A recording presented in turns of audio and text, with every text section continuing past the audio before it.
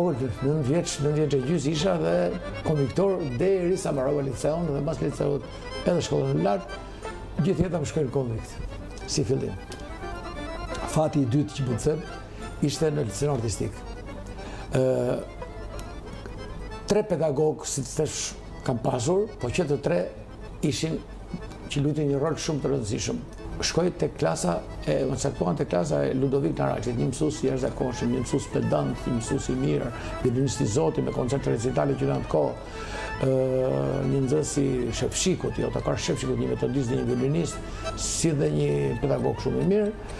Edhe hyn në klasën e tij, aty thash tani mbaruan lodrat, mbaruan këto me mendimin time, shumë pak hapësirë.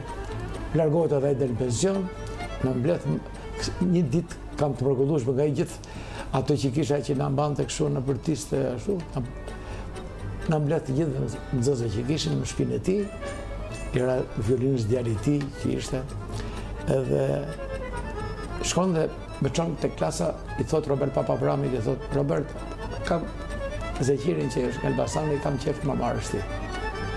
Nuk do të shkoj një kohë. Vërtet lëviz kështu srrim në një vend, po është djali i tij. Edhe kështu ishte. Mësuesi i fundit të liceut ishte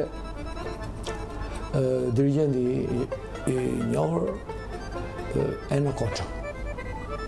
Me Eno mbaroi liceun edhe shkoj më lart.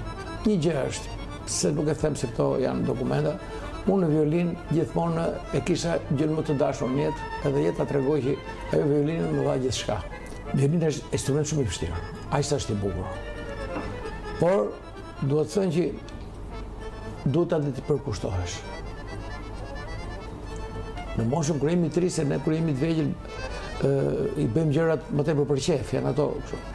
Fillojmë bëjmë çana frontiere, tu ruklet, tu ande. Vrapa ndej, vrapa ndej. Mos e bëj këtë, mos e bëj këtë, më çik për frikën, se çik për qefit, bëjmë. Kur rritemi dhe që kujtojmë se jemi të rritur, ne do të bëjmë si na thot kokave, ne nuk ngjojmë të tjerat kollaj. Edhe vjen një moshë, ndoshta pasaj pak për vonesë, po vërtet arsyetojmë që jeta që të bësh dikush, jeta që të kesh mundësi që ti të jesh i aftë për veten tënde, duhet që çdo ditë të punosh me instrumentin që ti ke zgjedhur, se të gjithë instrumentet janë të bukur, po ti biesh të bukur. Ky ishte fillimi fëmijëria ime. Duhet të them që brenda liceut artistik unë isha nga nxënësit për të dalluar, me fjalën edukatër mësimore, që i takon për 3 shkollave, 3 niveleve, që është ka vogëlsia deri lart, unë nuk kam asnjë notë, asnjë vlerësim nënt. Unë i kam